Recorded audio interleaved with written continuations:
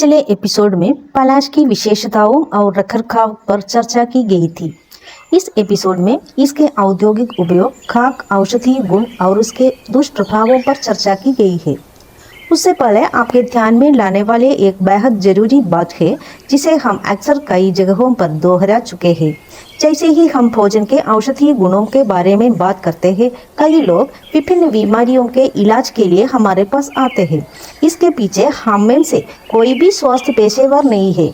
इसके बजाय वे प्रत्येक पौधे की विशेषताओं और रखरखाव को जानने की कोशिश करते हैं और इसे आपके पास लाते हैं। आप वीडियो पर चलते हैं।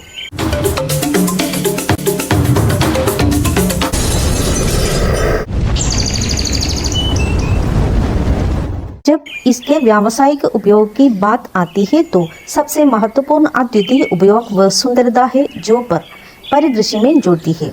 इसे लैंडस्केप और बगीचों में छायादार पेड़ और सजावटी पेड़ के रूप में उगाया जा सकता है। एक अन्य विशिष्ट विशेषता इसकी गोलाकार पत्तेदार छाया देने वाली छतरी है। इसके लिए इसे बगीचों और सड़कों के किनारों छायादार वृक्ष के रूप में उगाया जाता है। इसके अलावा इसके नारंगी लाल फूल उस क्षेत्र में एक सुंदर सजावट जोड़ते हैं जहां यह उगता है। इस पेड़ की पत्तियों और फलों का उपयोग मवेशियों के चारे के रूप में किया जा सकते हैं। दूसरा, जैव विविधता में इसका योगदान है। यह पेड़ विभिन्न पक्षियों, कीड़ों और अन्य वन्य जीवों को आवास और भोजन प्रदान करता है। इसके खूबसूरत फूल मधुमक्खियों और अन्य तितलियों जैसे परागणकों को आकर्षित करते हैं और आसपास के पौधों को परागित करने में मदद करते हैं। इन सभी कारणों से यह पौधा जैव विविधता में बहुत बड़ा योगदान देता है। जहाँ तक इसके व्यावसायिक उपयोग का सवाल है, यह एक ऐसा पौधा है जिसे धार्मिक और सांस्कृतिक महत्व के लिए अत्यधिक महत्व दिया जाता है। यह पेड़ लाख कीट के लिए आवास के रूप में काम करता है जो भारत में शंख पैदा करता है। इस पेड़ पर रहने वाले लाख के कीड़े किसी भी अन्य पेड़ की तुलना में प्रति हेक्टेयर अधिक लाख की छड़ें पैदा करते हैं। यह पेड़ एक राल युक्त गोंद पैदा करता है जिसे बूटिया गम या बंगाल किनो कहा जाता है। इसका उपयोग कई औद्योगिक उद्देश्यों के लिए फार्मास्यूटिकल और खाक उद्योगों में चिपकने वाले और स्टेबलाइजर के रूप में किया जाता है। यह अपने कसैले गुणों के कारण दवा विक्रेताओं के लिए और इसमें मौजूद टैनिन के कारण चर्म शोधकों के लिए एक मूल्यवान उत्पाद है। इसकी पत्तियों का उपयोग महाराष्ट्र जैसे कुछ क्षेत्रों में खाने की थाली के रूप में किया जाता है। इसके फूलों से प्राकृतिक नारंगी, लाल और रंग उत्पन्न होते हैं। इसका उपयोग पारंपरिक वस्त्रों और कपड़े की रंगाई में किया जाता है। यह प्राकृतिक टाई पर्यावरण के अनुकूल भी है। इसका उपयोग लकड़ी, कृषि उपकरण, घर के खंभे और अन्य फर्नीचर बनाने के लिए किया जाता है। यह बहुत कठोर, टिकाऊ और दिमाग जैसे कीटों के लिए प्रतिरोधी है। जलाऊ लकड़ी। इसकी व्यापक जड़ प्रणाली मिट्टी के कटाव को रोकने के लिए काफ़ी मजबूत है। इसलिए किसान मिट्टी के कटाव को रोकने के लिए ढलानों और आस्थिक क्षेत्रों में पौधे लगाते हैं। इसके फूलों का उपयोग विभिन्न सांस्कृतिक और धार्मिक समारोहों और त्योहारों में किया जाता है। इसके फूल सांस्कृतिक रूप से भारत के सबसे बड़े त्योहार होली से जुड़े हुए हैं। हालांकि यह कई विविध भूमिकाएं निभाता है, फिर भी यह महान व्यावसायिक और औद्योगिक महत्व का पैदा भी है। हम अभी भी इसके भोजन और औषधीय उपयोग पर विचार कर रहे हैं। जैसा कि मैंने इसकी शुरुआत में कहा था, मैं कोई स्वास्थ्य पेशेवर नहीं हूँ। इसका उल्लेख करने का कारण यह है कि उपचार केवल आपके व्यक्तिगत शारीरिक संरचना को समझकर ही किया जा सकता है, चाहे वह हर्बल दवा हो या एलोपैथिक दवा। इसके लिए आपको किसी प्रोफेशनल हेल्थ केयर प्रैक्टिशनर की सलाह लेनी चाहिए। इसलिए हम इसके पौष्टिक औषधीय उपयोग बताते समय इसके दुष्प्रभावों का उल्लेख करने का विशेष ध्यान रखते हैं। हमारा ज्ञान यह कहने से सहमत नहीं है कि दवा लेने से दवा बदल जाएगी, जैसा कि आम यूट्यूब वीडियो में कहा जाता है। इसके फूलों को आमतौर पर भोजन और औषधीय उपयोग के लिए लिया जाता है। इसके अलावा पत्तियां, बीज और छाल सहित विभिन्न भागों का उपयोग पारंपरिक चिकित्सा के रूप में किया जाता है। भारत के महाराष्ट्र में इसके फूल की चाय से ग्रीष्मकालीन पेय बनाया जाता है, जिसके बारे में माना जाता है कि इसमें औषधीय गुण होते हैं। इसके फूलों की पंखुड़ियों के पानी में भिगोकर इसे बनाया जाता है। इसका मुख्य कारण इसका रंग और ठंडक देने वाले गुण है। कुछ पारंपरिक संस्कृतियों में यह पाया गया है कि इसकी नई पत्तियों और बीजों को उपयोग खाना पकाने के लिए किया जाता था, लेकिन इसका व्यापक रूप से उपयोग नहीं देखा गया है। आयुर्वेद में इसका उपयोग त्रिदोष के उपचार में किया गया है, जैसा कि निम्नलिखित अनुभागों में वर्णित है। इसकी वनस्पतियों का वर्गीकरणात्मक और प्रामाणिक अध्ययन plant anatomy research centre Chennai के वर्गीकरण शास्त्री प्रोफेसर टी जयरामन द्वारा किया गया है। इसके लिए उन्होंने मार्च 2015 की गर्मियों में सुबह सुबह केरल के पालक्काड जिले से पट्टिकाड के पास की एक पलाश के पेड़ से अपनी पढ़ाई के लिए आवश्यक फूल एकत्र किए। हम उन फूलों की विस्तृत रासायनिक संरचना के अध्ययन में नहीं जाएंगे।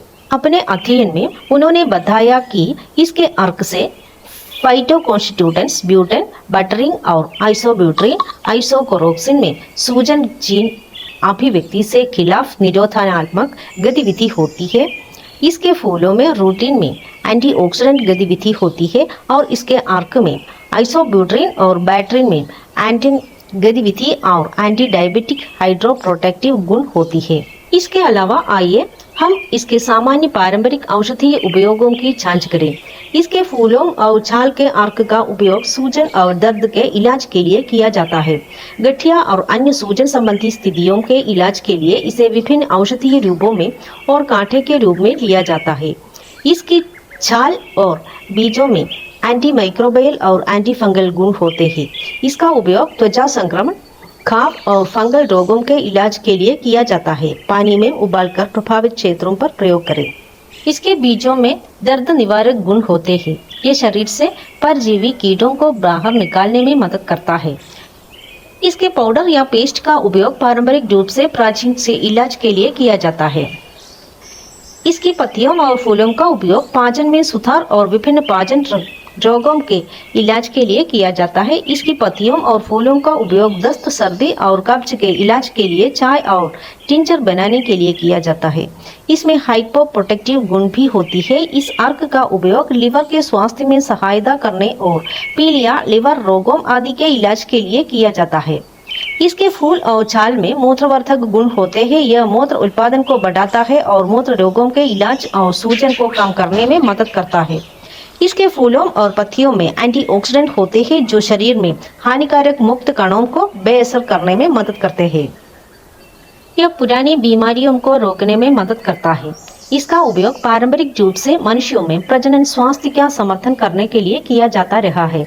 ऐसा माना जाता है कि इसमें कामोत्तेजक गुण होते हैं। यह नपुंसकता जैसी स्थितियों का इलाज करने और यौन प्रदर्शन को बढ़ाने में मदद कर सकता है। अध्ययनों से पता चला है कि इसकी पत्ती और फूल का अर्क रक्त शर्करा के स्तर को नियंत्रित करने में मदद कर सकता है। यह मधुमेह वाले व्यक्तियों को लाभ पहुंचा सकता है। हालांकि इसके प्रभावों की पुष्टि के लिए अधिक नैदानिक शेक की आवश्यकता है। इसकी छाल और फूलों के अर्क का उपयोग पारंपरिक रूप से एक्जिमा, सोरियासिस, मुंहसे खुजली और त्वचा के सूजन के इलाज के लिए किया जाता है। इसकी छाल या फूलों से बने कांटे का उपयोग ब्रोंकाइटिस, अस्थमा और खांसी जैसी श्वसन संबंधी बीमारियों के इलाज के लिए किया जाता है।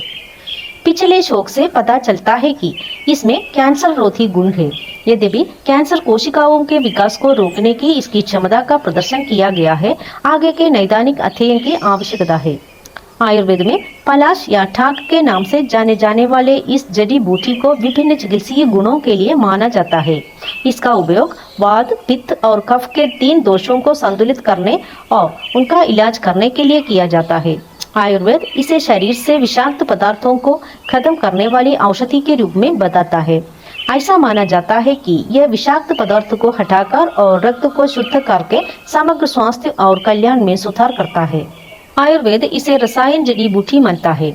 ऐसा माना जाता है कि इसमें शरीर की कोशिकाओं को पुनर्जीवित करने की क्षमता होती है। यह जीवन प्रत्याशा को बढ़ाता है और समग्र स्वास्थ्य में सुधार करता है।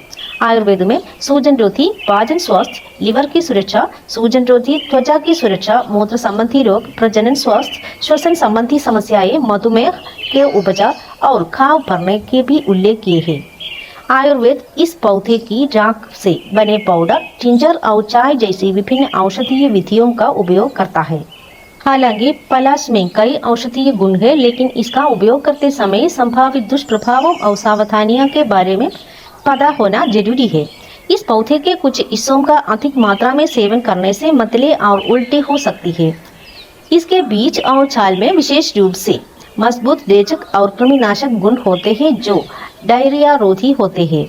इसके उपयोग से संवेदनशील व्यक्तियों में त्वचा में जलन या एलर्जी हो सकती है। कुछ लोगों को पराग या पौधे से कुछ हिस्सों के संपर्क में आने पर छींकने या खांसने जैसी श्वसन संबंधी एलर्जी का अनुभव हो सकता है। पर्याप्त सुरक्षा जानकारी की कमी और भ्रूण और शिशु के लिए संभावित जोखिम के कारण गर्भवती और स्तनपान कराने वाले महिलाओं को विशिष्ट चिकित्सा सलाह के बिना इसके उपयोग से बचना चाहिए। यह रक्त शर्करा के स्तर को कम करके मधुमेह को नियंत्रित करता है और यदि ठीक से उपयोग न किया जाए तो मधुमेह के रोगियों में हाइपोग्लिसीमिया हो सकता है। इसलिए डायबिटीज की दवा लेने वाले मरीजों को इसका इस्तेमाल डॉक्टरी सलाह से करना चाहिए।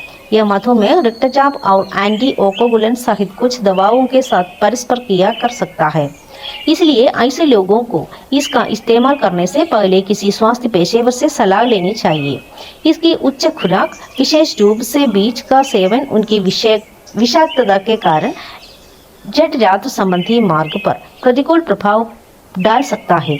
इसलिए खुराक केवल स्वास्थ्य देखभाल पेशेवर द्वारा निर्देशित अनुसार ही लें। हालांकि इसका उपयोग प्रजनन स्वास्थ्य में सुधार के लिए किया जाता है, लेकिन इसके अत्यधिक उपयोग से प्रजनन क्षमता पर प्रतिकूल प्रभाव पड़ सकता है। इसलिए अनुशासित मात्रा का उपयोग करना महत्वपूर्ण है। लंबे समय तक उपयोग या उच्च खुराक लिवर और किडनी के कार्य को प्रभावित कर सकते हैं। लिवर की बीमारी और किडनी की बीमारी वाले लोगों को इसका उपयोग सावधानी के साथ और चिकित्सीय सलाह के अनुसार करना चाहिए। यदि इसके उपयोग के दौरान दुष्प्रभाव और प्रतिकूल प्रभाव होते हैं तो तुरंत चिकित्सा सहायता लें। यह जोखिम को कम करता है और सुरक्षित और प्रभावी उपयोग सुनिश्चित करता है। हमारे अध्ययन में हमने पाया है कि औषधीय प्रयोजनों के लिए उपयोग किए जाने वाले किसी भी हर्बल उत्पाद के दुष्प्रभाव होते हैं। इसलिए यह नहीं माना जा सकता है कि किसी वीडियो में हर्बल उत्पाद आपकी बीमारी का स्थायी समाधान है। उपचार प्रयोजनों के लिए किसी भी हर्बल उत्पाद का उपयोग करने से पहले किसी हर्बलिस्ट और आयुर्वेदिक विशेषज्ञ की सलाह लेना आवश्यक है। आईवी पैराडाइज में भारत में सबसे अधिक संख्या में पौधों की सूची है। हर दिन कई नए उत्पाद अपडेट किए जाते हैं। हमने यथासंभव अधिक से अधिक पौधे ढूंढे हैं, चाहे वे विदेशी हो, पारंपरिक औषधीय पौधे हो और हमारे आसपास के विभिन्न पौधों हो, और उन्हें इस साइट पर ला रहे हैं। आप उन्हें साइट से या इस वीडियो में बताए अनुसार व्हाट्सएप पर हमसे संपर्क करके खरीद सकते हैं। आवश्यक लिंक वीडियो के विवरण में दिए गए हैं। यदि आप YouTube पर वीडियो देख रहे हैं तो कृपया लाइक, शेयर और सब्सक्राइब करें। अगर Facebook या Instagram पर तो पेज को लाइक, शेयर और फॉलो करें।